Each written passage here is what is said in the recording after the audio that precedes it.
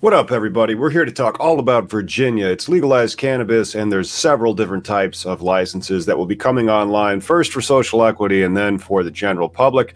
Over the next few years, they still call it marijuana. My name's Tom. This is Cannabis Legalization News. And if you want to get in touch with me, go to my Instagram, at Cannabis Industry Lawyer on Instagram. Let's talk about Virginia.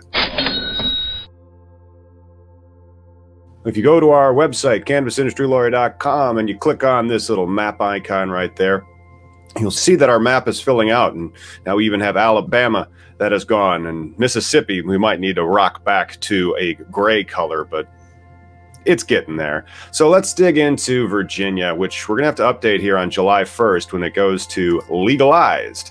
And here's our stuff on Virginia. Let's do the cultivation license first. The marijuana cultivation license will allow you to grow an indeterminate amount of marijuana in the state of Virginia. Here's the 261-page law that has become effective on July 1st. It covers a lot of things, but there's quite a bit we don't know. And there's some stuff that we do know. There's definitions, there's restrictions on ownership, there's social equity. Let's kind of cover it all right now, and then we'll get into cultivation, we'll get into wholesaling, and all the other types of licenses. But first, if you have the HB 2312 that did become law at home, let me know. If you don't, feel free to reach out to me on Instagram or at cannabisindustrylawyer.com. I can send you this 261-page statute that was passed, and soon they will put it up on the Virginia website. They have the definitional sections, and the interesting aspects of that is you just go through and read it. Virginia did define an immature plant to be a non-flowering marijuana plant that is no taller than 8 inches and no wider than 8 inches, producing from a cutting, clipping, or seedling, and is growing in a container.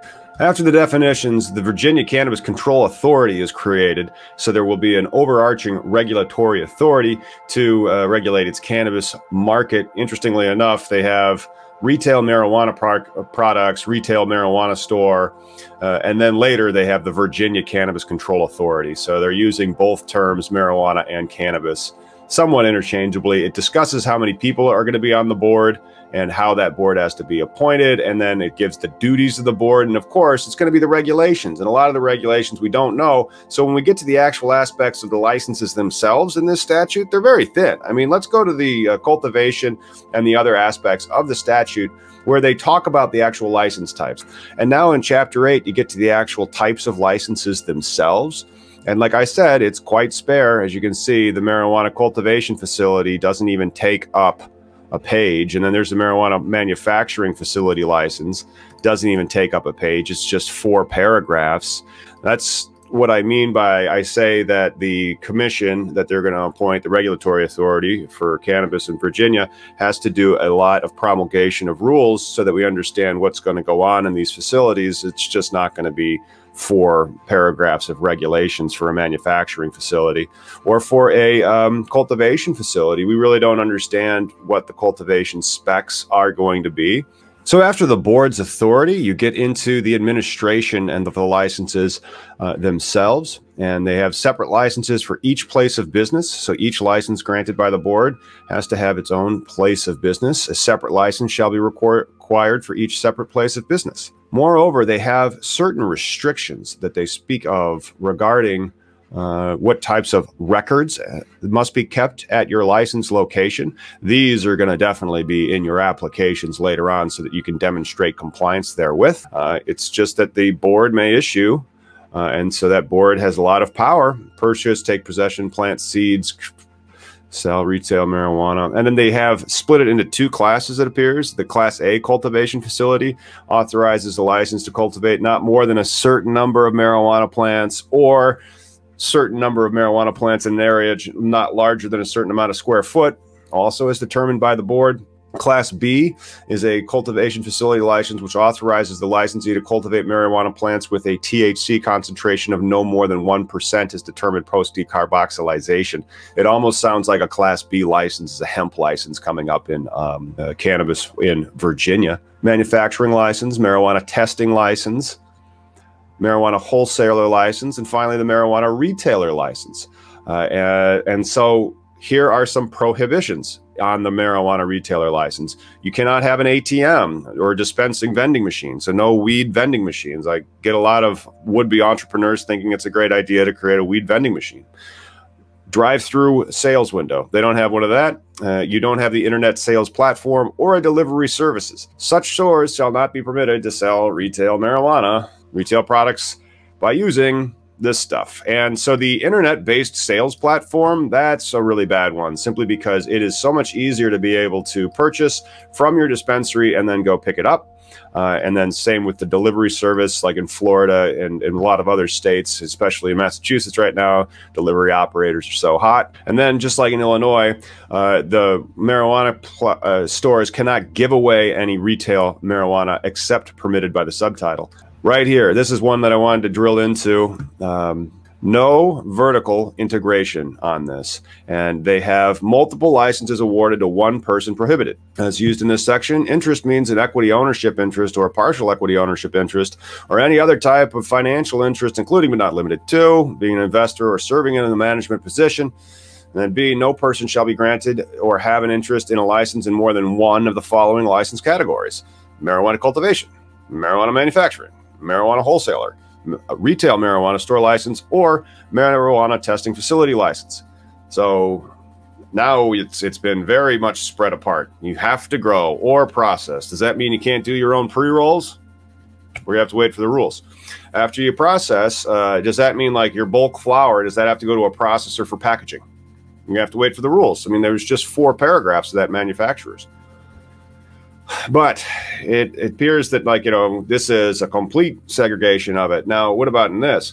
In this, interest means an equity ownership or partial equity ownership or any other type of financial interest, including but not limited to being an investor or serving in a management position. So you can't necessarily stack your board with complementary license holders so that you can operate within an ecosystem of your types of licenses. I don't like that. I think that you should be able to put, I mean, if they're going to do these types of restrictions, you don't want each aspect of the companies or aspect of the supply chain that is marijuana or cannabis to be operating in their own siloed vacuum.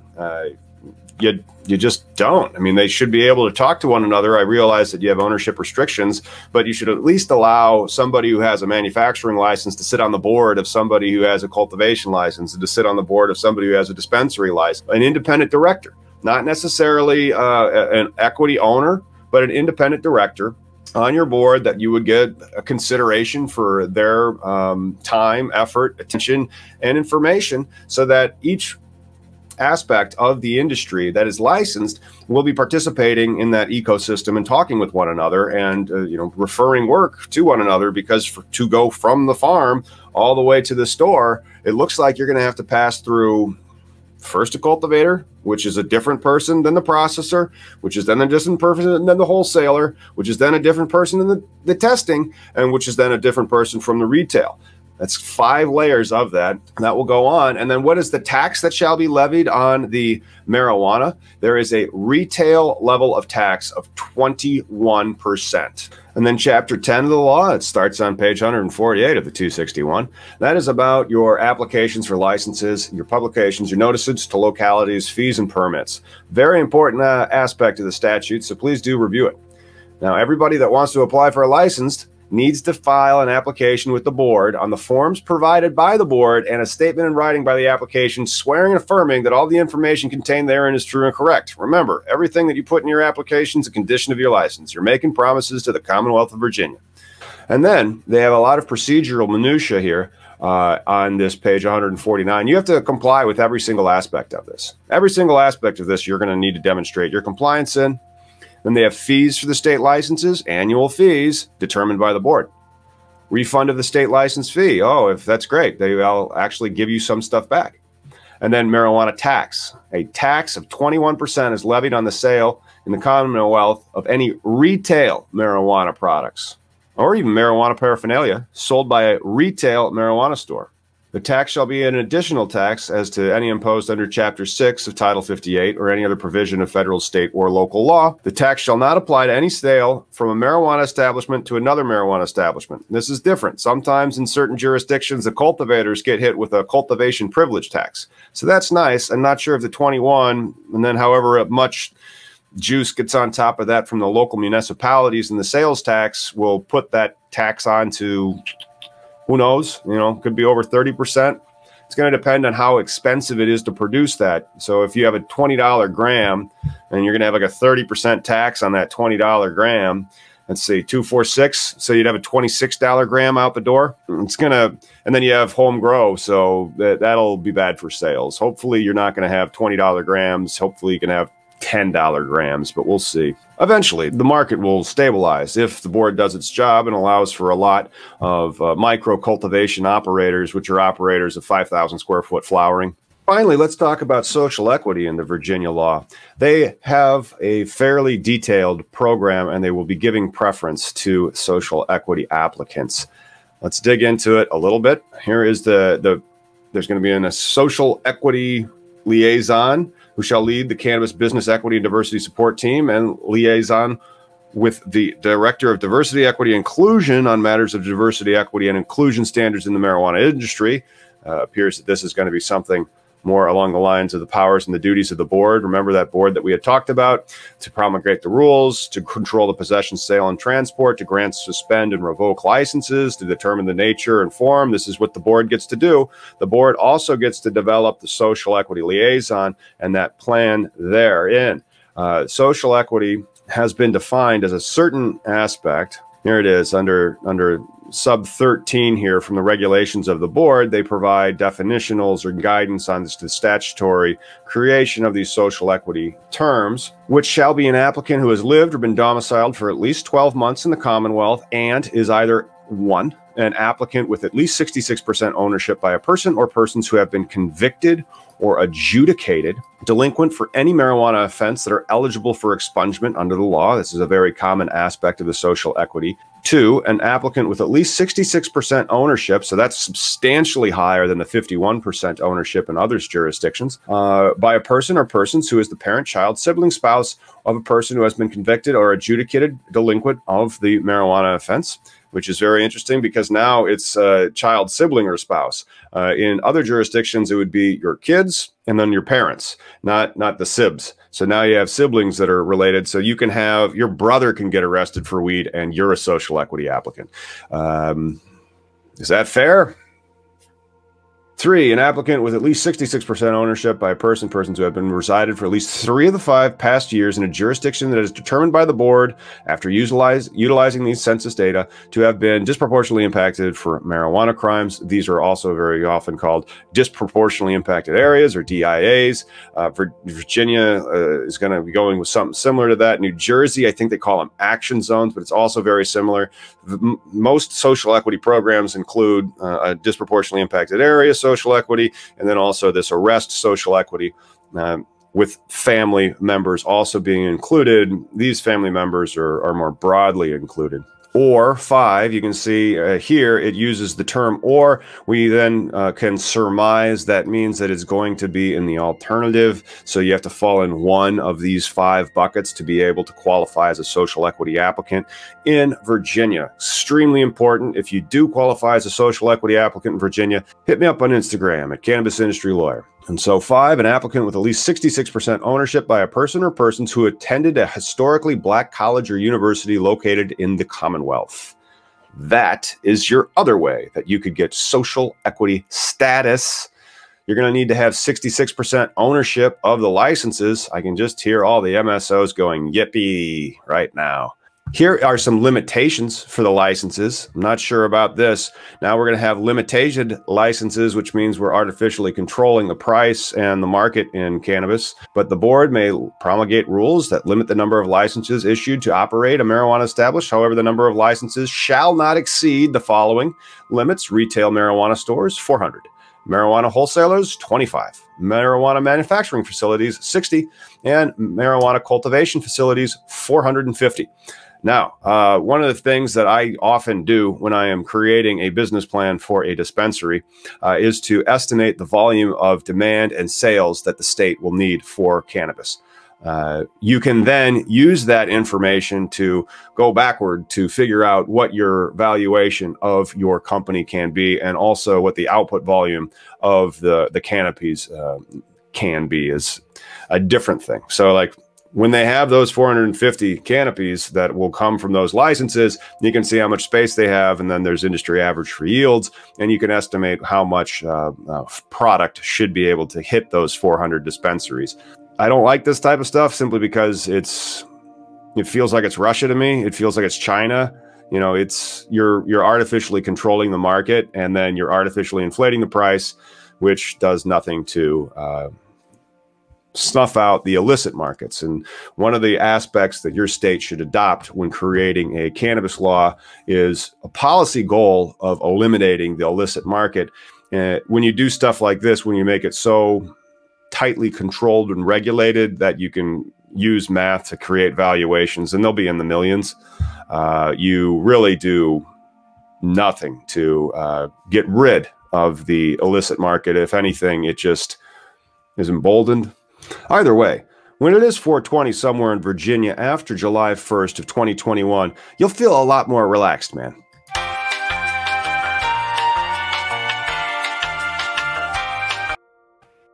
So thanks for joining us on our summary of the Virginia cannabis laws. If you enjoyed this program, please click the like button. It really helps us get more subscribers. Share this with other people that you want to work with in getting your cannabis license in the Commonwealth of Virginia, and figure out if you're a social equity applicant. Because if you're not, you're probably not going to get a cannabis license in the Commonwealth of Virginia. Let's go over one more thing before we wrap all this thing up, because we have to talk about the timeline for when you can start applying. And for that, I am going to search for the year 2023, as 2023 appears to be when they will actually start the application seasons. Okay, here we are. I'm going to just drop off, and the Virginia Cannabis Control Authority, the authority, may start accepting applications for licenses under the Act on July 1, 2023, and shall from July 1, 2023 until December 31, 2023, give preference to qualified social equity applicants as determined by regulations promulgated by the Board of Directors of Authority in accordance with this Act. The authority may issue any license authorized by this Act to any applicant who meets the requirements for licensure. Notwithstanding the third enactment of this Act, any applicant issued a license by the authority may operate in accordance with the provisions of this Act prior to January 1, 2024. However, no retail marijuana store may sell retail marijuana or retail marijuana products to consumers prior to January 1st, 2024. If a limit is placed on the number of licenses to be granted pursuant to this Act, the authority shall, from July 1, 2023 to July 1, 2028, reserve a license slot for a qualified social equity applicant for every license that was initially granted to a social equity applicant and was subsequently surrendered. The authority shall ensure that geographic dispersion is achieved regarding the issuance of retail marijuana store licenses, and shall address the issuance of retail marijuana store licenses at the following intervals to ensure that geographic dispersion is maintained after the issuance of 100 licenses, 200 licenses, and 300 licenses. 2023 is going to be very exciting for social equity applicants in the Commonwealth of Virginia. The ownership requirements for the LLC that will actually be the plant touching license holder, quite onerous with the 66%. It will make for some very interesting corporate ventures in the Commonwealth. And if we can help you out, head on over to CannabisIndustryLawyer.com, click on one of our many Get Started buttons, and fill out our little survey to see if we can help you get your license. I will see you when it's 420 somewhere, or on Wednesdays and Sundays, because that's when we like to do